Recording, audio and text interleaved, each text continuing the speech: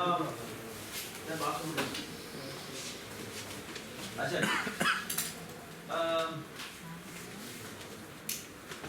Question number 3 अच्छा question number 2 तक तकरीबन हमने कर लिया। क्वेश्चन नंबर 3 आपने ये ना गेम खेली होगी मेरे ख्याल में। Actually it's the same similar problem. तो बात सुनो कि बेसिकली आपको ना इनपुट में नंबर्स मिले और आपने ना सो व्हाट हैपेंस इज के अगर मैं किसी भी दो कंसेक्यूटिव नंबर को देखूं और वो सेम है तो वो डिसअपीयर होता है। ठीक है, वो पेयर की फॉर्म में डिसअपीयर।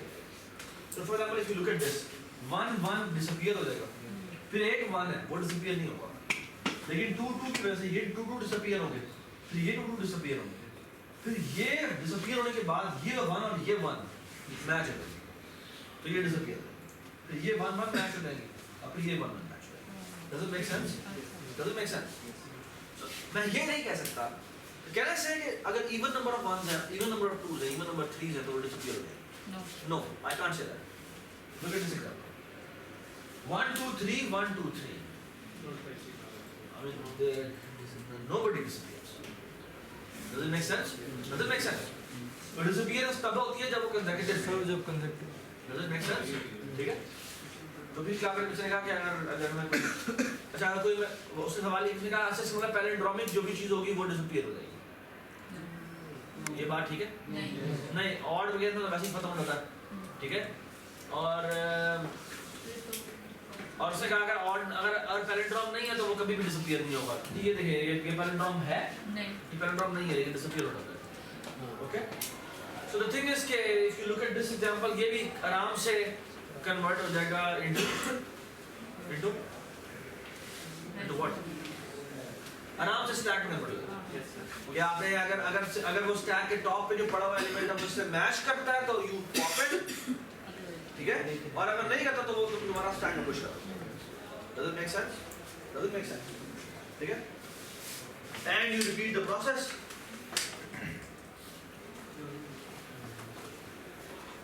यार ये क्या बाहर खड़ा हुआ है देख रहा है।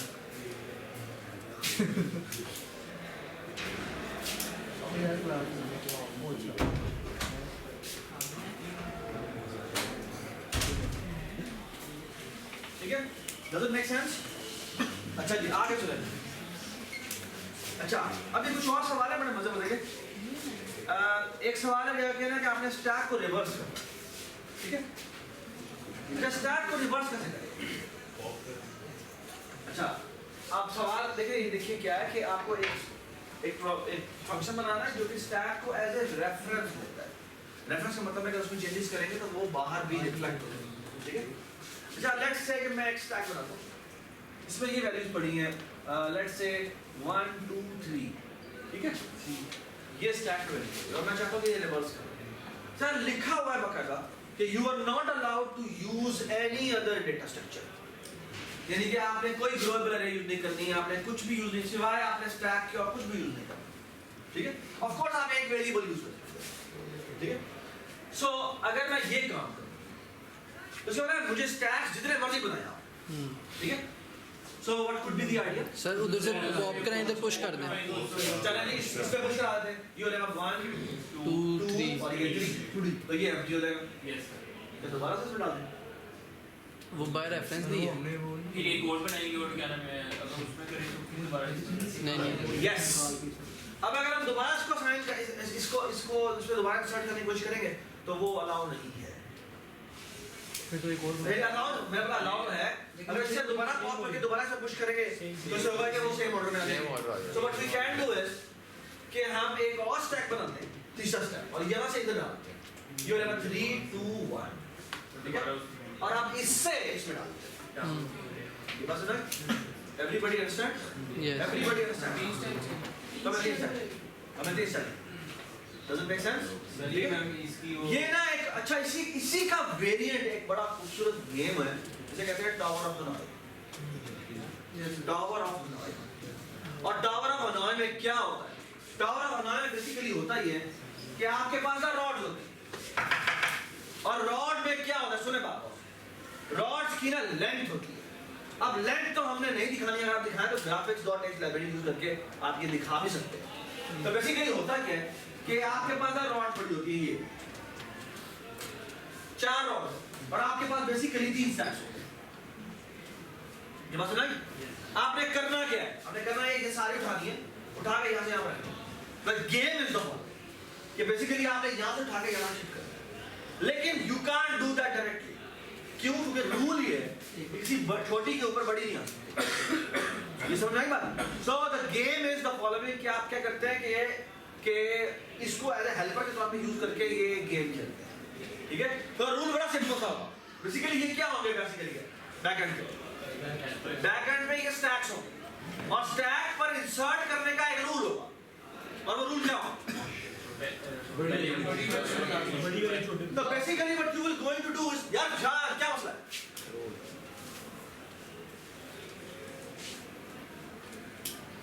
So basically what you are going to do is you will going to make one another class. इसका नाम होगा, ये क्या है?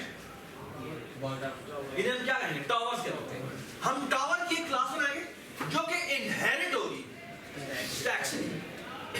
इनहेरिट होने का मतलब क्या है कि इसके अंदर वो सारे फंक्शंस आ जाएंगे जो कि स्टैक के हैं। ये बात नहीं? अच्छा, और इनहेरिट हो रही है और वो जो एट्रीब्यूट्स के अंदर आए हुए हैं आ गए हैं, लेकिन वो उनको डायरेक्टली उस एट्रीब्यूट का एक्सेस नहीं कर सकता, ठीक है? अच्छा, हम करेंगे क्या? हम ऐसे करते हैं कि उसका जो पॉप पुश का फंक्शन है ना, वो ओवरराइड करते हैं। ओवरराइड करने का मतलब क्या है? बेसिकली हम क्या करते हैं? हम करते हैं ये कि जो उसका पॉप पुश का फंक्शन है ना, उसको कहते हैं कि अगर हमें पुश होने के लिए वैल्यू आई है, वो वैल्यू स्टैक के टॉप पर जो पड़ी हुई वैल्यू है, अगर वो उससे छोटी वैल्यू आ रही है तो हम उसको पुश करेंगे, अदरवाइज हम क्या नहीं करेंगे? अदरवाइज हम रिटर्न लॉस कर देंगे, मैं पुश नहीं कर सकता। तो उसके एप्रोप्रिएटली आप मैसेज डिस्प्ले कर सकते हैं, ठीक है? तो बेसिकली ये किया मैंने कि आपकी जो अगली असाइनमेंट है वही आपने बेसिकली स्टैक को यूज करके टावर ऑफ हमारा ये बना, ठीक है? और ग्राफिक एबिलिटीज को यूज करते हुए अगर आप विजुअली दिखा देंगे तो आपको उसके पॉइंट्स मिल जाएंगे, अगर आप नहीं दिखाएंगे तो दैट इज फाइन। ठीक है बात? ठीक है, आप मुझे सिर्फ स्टैक से दिखा दें दो अलग-अलग और go to row column function को यूज करते हुए दिखा दें, मैं फाइन विद दैट। ठीक है? ओके? सो अच्छा जी, लेकिन आई वुड रिकमेंड कि आपको माउस यूज करना चाहिए, उससे फायदा ये होगा कि टाइम बहुत बच जाएगा।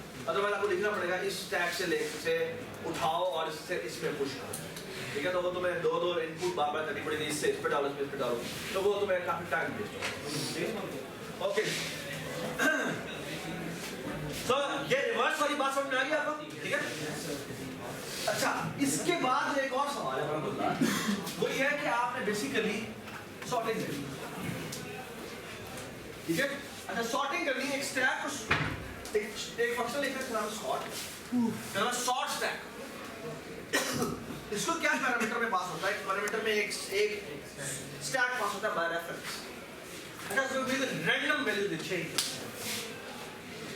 रैंडम वैल्यू 1 5 7 5 7 1 1 3 20 और 6 और 15 ऐसे करेंगे। ठीक है?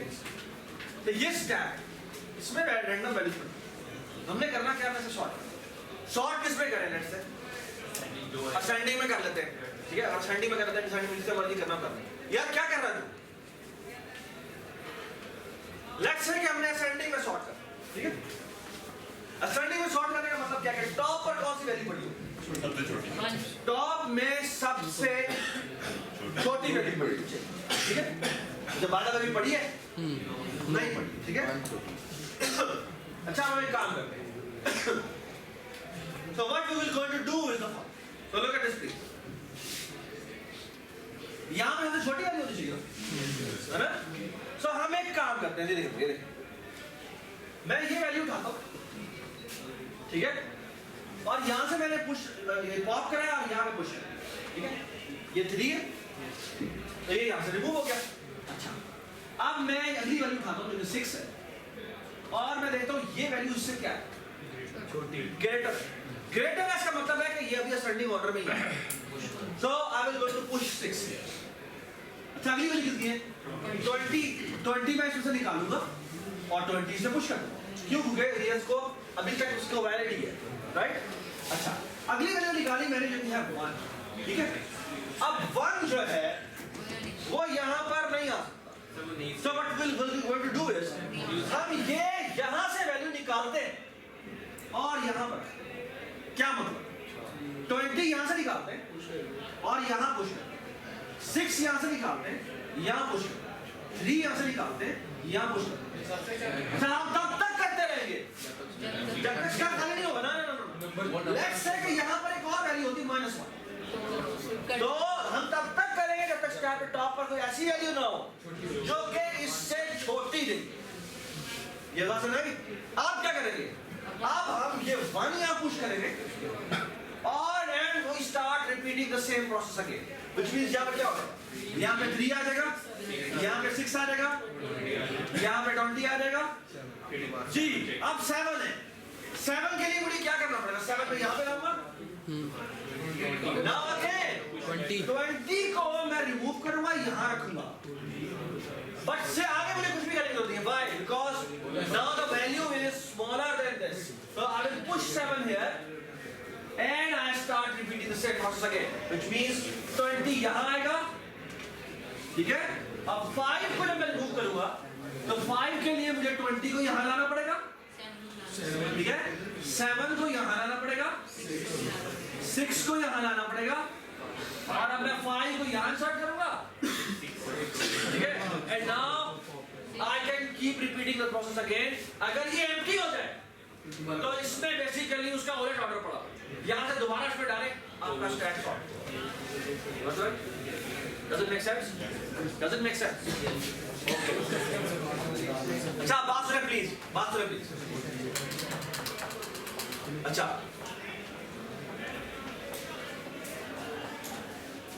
प्रॉब्लम नंबर 3 जो है ना वो बेसिकली आपने एनी बेस कन्वर्टर बनाना है। एनी बेस कन्वर्टर का मतलब ये है कि आपके पास 36 तक वैल्यू आ सकती है एज ए बेस कन्वर्टर।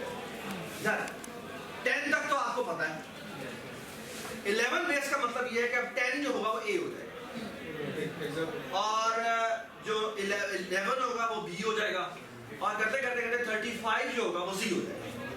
ये बात सुना है? तो basically what you have to do is कि यार बेस कन्वर्टर बनाने में बनाया था तो हमने इंटीजर का स्टैक बनाया, लेकिन आप क्यू के अल्फाबेट्स भी आ सकते हैं। तो what we should do is कि हम एक स्टैक बनाएंगे जिसका कैरेक्टर्स का क्यू के लेवल बेस कन्वर्जन करनी है, तो हमें अब एक्चुअली वो कोई भी बेस भी ले सकता है। समझ आई बात? ठीक है।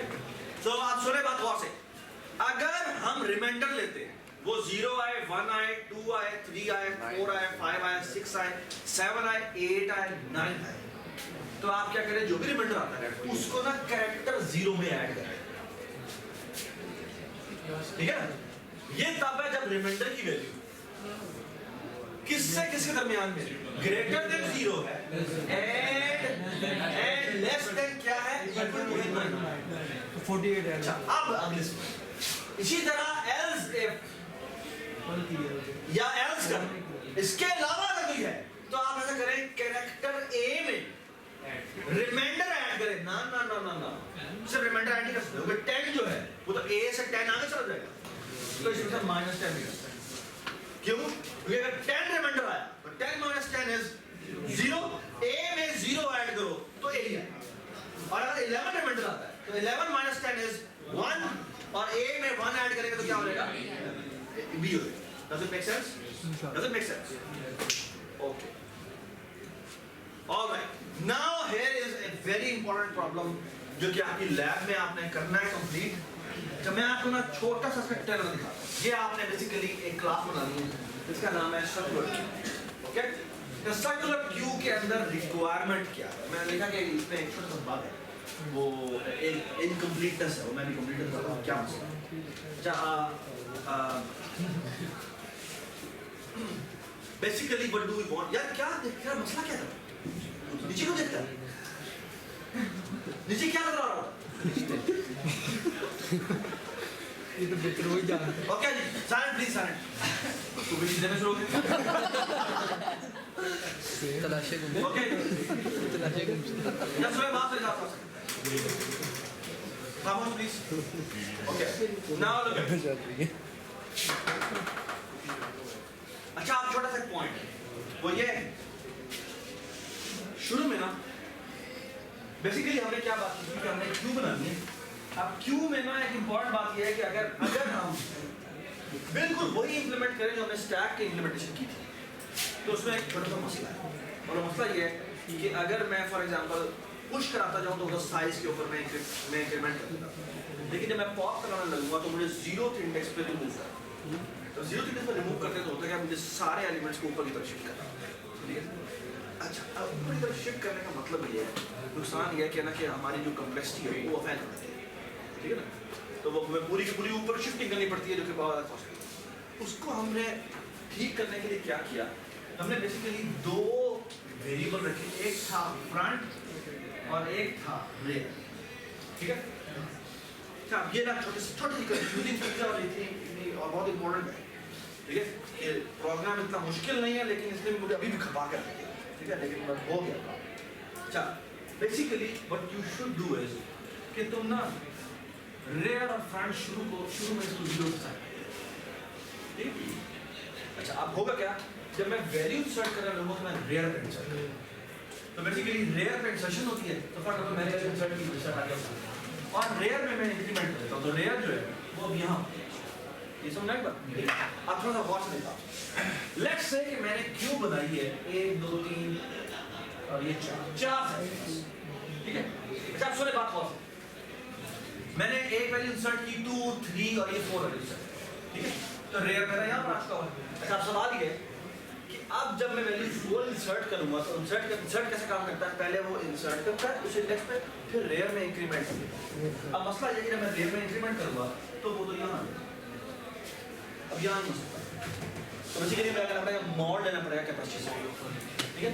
जब मैं मॉड लेता हूँ कैपेसिटी से तो वो तो आ जाएगा यहाँ पे, हाँ वो आ जाएगा सिर्फ वो यहाँ पर आएगा। अब मसला ये है रेयर और फ्रंट दोनों सेम जगह पॉइंट करते हैं, ये कंडीशन 2 दफा आती है। एक तब आती है जब दोनों के दोनों, जब हमने कोई भी एलिमेंट नहीं डाला होता और या वो फुल होता। तो बेसिकली हम क्या करते हैं, बूट रखते हैं जिसका नाम रखते हैं कि इज एम्प्टी, ठीक है, जिसकी वैल्यू बाय डिफॉल्ट जो होती है वो ट्रू होती है। जैसे ही हम कोई वैल्यू इंसर्ट करते हैं उसकी वैल्यू हम पहुंचते हैं, ये बात समझ। तो बेसिकली क्या होता रहता है, अच्छा हम अगर रिमूव करेंगे ना तो रिमूव करते हैं क्या, हम फ्रंट को पे जो पड़ी होती है वैल्यू वो एक टेम्परेरी वेरिएबल में डालते हैं, वो हम टेम्परेरी वैल्यू रिटर्न करवाएंगे, लेकिन उससे पहले फ्रंट में एक इंक्रीमेंट करते हैं। तो फ्रंट हमारा कहाँ आ जाएगा, यहाँ बात है ना। तो फ्रंट में कितना आ गया 1, डज इट मेक सेंस। अब बेसिकली मैं कहता है रेयर में जब हम इंक्रीमेंट करने लगते हैं तो इसका मॉड कैपेसिटी दे देते हैं तो ऊपर, ये बात है, ठीक है। तो बेसिकली जो पुश और पॉप हमने बनाया है ना उसको बड़ा केयरफुली तुम्हें मैनेज करना पड़ेगा और साथ ही तुम्हें इज एम्प्टी भी रखना पड़ेगा, ठीक है। तो पॉप कराते you need to be careful कि ऐसा हो सकता है कि पॉप करते क्या हो, फ्रंट हमारा कहाँ पहुंच जाए, रेयर में पहुंच जाए। अगर फ्रंट हमारा रेयर पहुंच जाए इसका मतलब क्या है कि हमारी क्यू एम्प्टी है, तो हमें दोबारा से जो इज एम्प्टी का एट्रीब्यूट है उसे क्या करना पड़ेगा, ट्रू करना पड़ेगा। ये बात समझ, डज इट मेक सेंस। और साथ एक और काम भी कर सकते हैं, क्योंकि वो एम्प्टी हो गया तो हम एक और काम क्यों ना करें कि हम दोबारा से फ्रंट और रेयर को 0 से इनिशियलाइज करें। 0 से इनिशियलाइज करें हमारा जाओ वो दोबारा से इनिशियल कॉन्फ़िगरेशन, वरना वो कहीं यहाँ से इंसर्शन करेगा तो वो साथ है। ये तो नहीं बात। एक और, अगर आपने ग्रोवेबल क्यू बनाने के लिए जब मैं इंसर्ट करता हूँ तो होता ये कि बेसिकली मुझे रीग्रो करना है। जब मैं रीग्रो करता हूँ तो बेसिकली कॉपिंग शुरू होनी है कहाँ से। अब लेट्स से इमेजिन करो फ्रंट तुम्हारा यहाँ था और रेयर तुम्हारा कहीं यहाँ था, तो फ्रंट बेसिकली ये है। तो हमें क्या करना चाहिए, नई क्यू बनानी चाहिए जो डबल साइज की हो। लूप तुम्हारा यहां से स्टार्ट और यहां से कॉपी किस इंडेक्स पे करेगा, यहां से तो करेगा और ये लूप चलता चलता यहां जाएगा और फिर यहां से ऊपर से यहां से आएगा, यहां तक जाएगा, रेयर तक जाएगा। ये बात सुनाई। तो तुम्हें आई का लूप लगाना पड़ेगा इस तरह से, for loop i is equal to front से शुरू हो और कहां तक जाए, यहां पर आई प्लस प्लस होता है, लेकिन आई में I mod capacity should not be equal to what? Real. ये बात नहीं कि वो रेयर तक ना पहुंच जाए। Does it make sense? क्योंकि रेयर पे जब पॉइंट आता है वहां पर वैल्यू से इंसर्ट नहीं। Does it make sense? ठीक है, और यहाँ से आप कॉपी करते जाएंगे, लेकिन कॉपी कहाँ करना है, कॉपी तो यहाँ पे करना है, तो एक्चुअली एक हीप इंडेक्स का वैल्यू रखवा लेते हैं जो कि 0 है, और बेसिकली हम करेंगे क्या, डेटा की ith वैल्यू रखवाएंगे हीप अरे की हीप आई इंडेक्स के ऊपर, और इंक्रीमेंट दोनों में होगा। सर जब वो I equal to ठीक है, खैर मैं ये बताना चाह रहा हूँ कि it's a for loop but with multi variables, जिसका तुम्हें हैंडल करना पड़ेगा। ठीक है, सबसे मुश्किल काम शायद यही है इसका, पुश करना, एक्सपेंडेबल पुश। ठीक है, ठीक है, ये इस वीक का आपका सारा काम है, या आपने हर फ्लोर पे कंप्लीट कर। ठीक है, thank you very much. Sir अगर क्या है